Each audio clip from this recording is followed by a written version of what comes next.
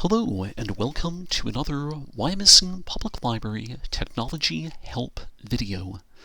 My name is Jonathan Moore and I serve as cataloger here at the library. In this video we will show you how you can use the Libby app to search for, browse for, and borrow electronic resources. In order to follow along with this video, there are two things you need to do first. Number one, you need to download and install the Libby app. And number two, you must sign in with your Wyomissing Public Library patron account. Instructions for how to do both of these are found in another video on our YouTube channel called Libby Download and Setup. When you first open Libby, this is the screen that you will see. If you want to search for a particular title or author, click in the search area toward the top. Let's suppose that we wanted to look for everything written by James Patterson. In that case, we would just start typing the author's name, and while we type, a list of potential search terms would appear. We can just select the first option listed. Now we can see there are a total of 19 items in our collection written by James Patterson. If you look in the area up there, you can see options for filtering the search results.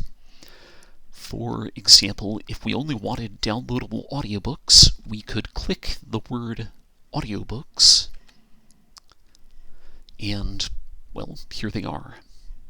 Or going back to the previous screen, if we only wanted to show mysteries, we would click the word mystery, and only the 8 mysteries by Patterson would be displayed. Going back to the previous screen again, if we decided that we wanted to read the ebook Bullseye, all we need to do is click the Borrow link. At this screen, we confirm our action by clicking Borrow again. And after a brief loading screen, we can see that the ebook is now checked out to us. The first time that you borrow something with Libby after you download and install it, you may get a prompt at the bottom of the screen asking if you want to set up notifications on your mobile device. For the purposes of this demonstration, we will just skip this step, so click Not Now. To read the item, click Open Book. Then confirm that you want to open it using Libby, and, well, here it is. Now let's look at how to place holds with Libby. To do this, we'll go back to the search results screen from a little bit earlier. If you look at the results, if you see a small calendar icon next to a search result, it means that another patron has the item checked out. You will need to wait before you can have the item, hence the calendar motif, I think. Anyway, to place a hold request, all you need to do is click the link that says Place Hold, and then confirm it by clicking the Place Hold button. And you look at the top, we have confirmation that the hold was placed successfully. Now let's go back again to the opening screen, and we'll take a look now at how to browse for items.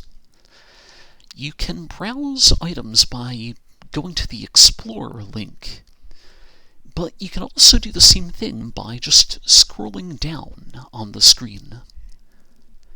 As you can see, there are options to browse through the newest items added to our collection, or to browse the most popular items among other patrons. But let's say that we were looking only for audiobooks, and we only wanted to see the audiobooks that were immediately available. In that case, under What's Available, we would click Available Audiobooks.